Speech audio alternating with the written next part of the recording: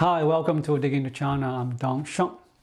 Recently, many things happened in China have led people to doubt and speculate. If things continue this way, could a new cultural revolution be on the horizon? Is China heading towards a North Korean-style situation? Today, let's discuss what the future of China might look like under Xi Jinping's rule and how the Chinese people might suffer in the worst-case scenario. Let me start with a conclusion.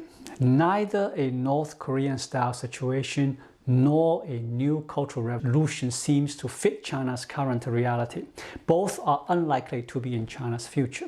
This isn't because I have illusions about Xi Jinping, but because I have a realistic view of his leadership abilities. Given that Xi Jinping's governance skills are inadequate, I don't believe China will head towards a North Korean model or experience another cultural revolution. Let's first address the issue of a North Korean-like scenario. Why is it unlikely for China to become like North Korea? Essentially, a North Korea scenario would mean that people in China would live under a ruling dynasty similar to the Kim family, struggling daily for basic needs, facing arbitrary executions or imprisonment in concentration camps, all while showing unwavering loyalty and gratitude to the leader. This situation bears some resemblance to the Mao Zedong era, where despite the Great Famine, people continue to hold Mao in deep reverence. In truth, while most people know how dire the situation in North Korea, many assume that this is due to the incompetence of its leader. However, the reality is quite the opposite. Creating a North Korean-like state actually demands significant ruling skills and a strong charismatic authority. For a dictator, successfully transforming a country into such a state would be seen as their greatest achievement. What allows the Kim family to rule North Korea the way they do? What is the secret to their control? Many people might believe that the Kim family's power comes from their control over the military. However, nearly every dictator has control over their country's military, yet very few have established the kind of dominance seen in North Korea. The Kim family's real mastery lies in their ability to completely brainwash the North Korean population. While many dictators have created their own ideologies, the Kim family is unique in having deeply embedded theirs into the minds, hearts, and souls of the North Korean people. This is where they surpass other dictators. For China to follow a similar path, it would require the same level of ideological indoctrination. However, achieving this in China seems to be quite challenging at the moment. Despite Xi Jinping's efforts to promote his ideology and integrate it into educational curricula, his popularity among the Chinese people remains low. In the early days of his leadership, Xi's image was relatively positive. His anti-corruption drive and populist gestures like visiting a steamed bun shop initially gained him some public support. However, as his rule continued, various issues arose, and a shift in his propaganda approach caused his reputation to plummet. While many in China may support the Communist Party, that doesn't mean they necessarily support Xi Jinping. If Xi were truly popular, the widespread mourning for the late Premier Li Keqiang after his death wouldn't have occurred. Xi's popularity in China is noticeably lower than that of Li Keqiang, and it pales in comparison to the support Hu Jintao and Wen Jiabao enjoyed. Creating a political environment in China similar to North Korea's would require a level of personal cult far beyond what currently exists. Given Xi Jinping's current capabilities, merely promoting his ideology won't be sufficient. To establish such a personal cult, Xi would need concrete achievements such as capturing Taiwan without a military conflict or significantly reviving China's GDP. However, it seems unlikely that Xi can achieve either of these goals. Is it possible for Xi Jinping to spark another cultural revolution in China? This also seems unlikely. The Cultural Revolution was a major blunder by the Communist Party, which has largely obscured its causes and effects. Textbooks often provide only a superficial overview of the Cultural Revolution, resulting in prolonged lack of accurate understanding about that period. Many people know that the Cultural Revolution was marked by constant struggles and movements, and that speaking out could lead to severe punishment. However, they often miss the core reason behind it. The Cultural Revolution was initiated as a power struggle among the Communist Party's top leaders. The Cultural Revolution was triggered by the Great Famine, which was clearly a result of Mao Zedong's errors. After the famine, Mao was pressured by Liu Shaoqi and others to retreat from the forefront of leadership. Though he nominally remained in power, Mao, unwilling to fully step back, sought to regain his influence. He used personal cults to incite the masses against the bureaucratic elite. By mobilizing the Red Guards to purge disloyal officials, Mao was able to restore his power and remove key rivals like Liu Shaoqi and Deng Xiaoping. During the Cultural Revolution, the status of the masses dramatically increased. Young people who had previously held no power gained considerable authority due to their unwavering loyalty to Mao Zedong. They were empowered to challenge officials, make demands, and act beyond the constraints of the law. The Cultural Revolution particularly dismantled the traditional elite political system under dictatorship, transitioning governance from a model of the emperor and elite bureaucrats to one involving the emperor and ordinary citizens.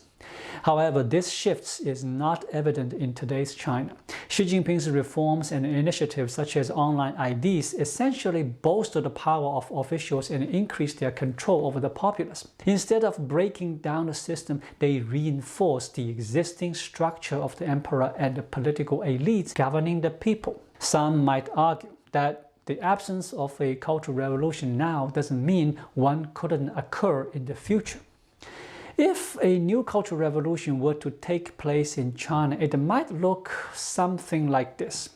After losing party support due to the COVID-19 lockdowns and being criticized and ousted by officials like Li Keqiang, Xi Jinping, unwilling to accept his diminished status, might launch a new anti-corruption campaign. This campaign could incite the public to attack and vandalize local governments and to arrest and condemn high-ranking Communist Party officials, including Li Keqiang, in an effort to reclaim his power. Such events would indicate the onset of a second cultural revolution. However, there are two important points to consider. First, Xi Jinping has not lost his power at this time. Second, with Xi Jinping's current level of popularity, even if he wanted to incite a campaign against Li Keqiang, he would be unable to rally sufficient support for it. Thus, Xi lacks the capacity to instigate another cultural revolution. Since neither a North Korean-style scenario nor a new cultural revolution seems likely, what are Xi Jinping's increasingly stringent controls on speech and society aimed at?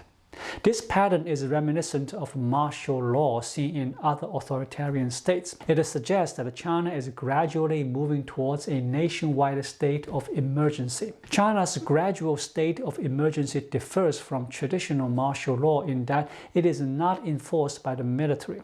Instead, it is carried out by various agencies, including the Cyberspace Administration, the National Security Police, and the Propaganda Department. However, Xi Jinping's approach to implementing this state of emergency may not fully succeed. Whether China's gradual shift towards a state of emergency reflects the future for everyone is open to question. It seems more like Xi Jinping's personal vision for the future. Xi aims to turn China into a highly controlled environment akin to a martial law state. However, I believe the Communist Party and Xi Jinping are unlikely to fully realize this goal, mainly due to the financial challenges stemming from China's economic decline. The peak of this state of emergency can be seen in the zero-COVID policy implemented during the 3 years of the pandemic. Under this policy, China effectively imposed a nationwide state of emergency, with the target of control being the virus rather than an external enemy. The zero-COVID policy ended primarily due to the White Paper Revolution, which compelled Xi Jinping to abandon it swiftly. Additionally, the Communist Party's financial difficulties made it unsustainable to continue with the policy. Thus, if a new COVID-19 outbreak were to occur in China today, it is doubtful whether the Communist Party could implement another 3 years of nationwide restrictions. Even if Xi Jinping wanted to pursue such measures, it might not be feasible. With the collapse of land finance, the Chinese government's financial situation cannot sustain such measures. Therefore, Xi Jinping's plans for a prolonged state of emergency in China are likely impractical. The Communist Party's financial constraints might hinder Xi's vision of nationwide control, and even maintaining the current level of control could become problematic for the party in the near future. Recently, there have been some noticeable changes in China's online platforms. Websites like Bilibili and Zhihu are now experiencing less strict content moderation than before. This is because the number of content reviewers have decreased. At its peak, Douyu employed around 2,000 people. Half of them were reviewers. Due to poor performance, the number of reviewers was cut to 500. Similarly, Bilibili also halved its number of reviewers due to financial difficulties. Zhihu, facing even greater challenges, has seen a significant reduction in reviewers. With fewer reviewers, it has become easier for prohibited content to be posted. This trend is not limited to private companies, it is also affecting public sector employees, whose wages are decreasing. As public sector salaries and staff numbers drop, the government's capacity to monitor and control the public diminishes, indicating a decline in state capability. We should avoid seeing Xi Jinping as both completely inept and all-powerful. Although he seeks to impose stricter control of ordinary people and wishes to build a personality cult in China, his governance skills do not support these ambitions. Achieving a North Korean-style regime or launching a new cultural revolution would require a strong personality cult, but it is evident that Xi Jinping has not established such a cult. Enforcing a high-pressure, martial law-like regime in China demands significant financial resource and effective economic management, which Xi Jinping does not possess. In a broader sense, the current gradual state of emergency in China highlights Xi Jinping's deficiencies in governance. Since coming to power, Xi Jinping has exhibited an unusual level of insecurity, with a persistent fear of losing the party. Typically, authoritarian regimes resort to martial law only when they are at significant risk of losing power, as it is a last-ditch measure that can damage economic growth and increase public discontent. In contrast, Xi Jinping seems to view martial law not as a last resort, but as a routine or preemptive tool. Introducing martial law before resistance becomes intense can backfire. Xi Jinping has pushed the Communist Party into a damaging cycle. Heightened control leads to greater economic decline, which stirs more public dissatisfaction. This growing unrest makes Xi Jinping more anxious and likely to enforce stricter measures, which in turn worsens the economic situation and fuels even more discontent. Despite Xi Jinping's long-term goal of reinforcing the bureaucratic system and increasing government control over the public, the economic decline may lead to the opposite effect. The likely trend is a weakening of state capacity, diminished bureaucratic effectiveness, and reduced government capabilities, which could shape China's development in the near future. Overall, China seems to be moving towards a situation reminiscent of Mexico or Latin America. You could even liken it to the disorderly state of the 1990s and the 2000s, marked by rampant theft, organized crimes, and general chaos. This, in my view, represents a possible future trajectory for China, with the potential for a swift change. Recently, large-scale protests have erupted in Venezuela and Bangladesh, leading many Chinese to envy their courage and criticize Chinese people for their perceived lack of spirit, suggesting that Chinese are less likely to protest. However, it's not necessarily the case that Chinese people are less spirited.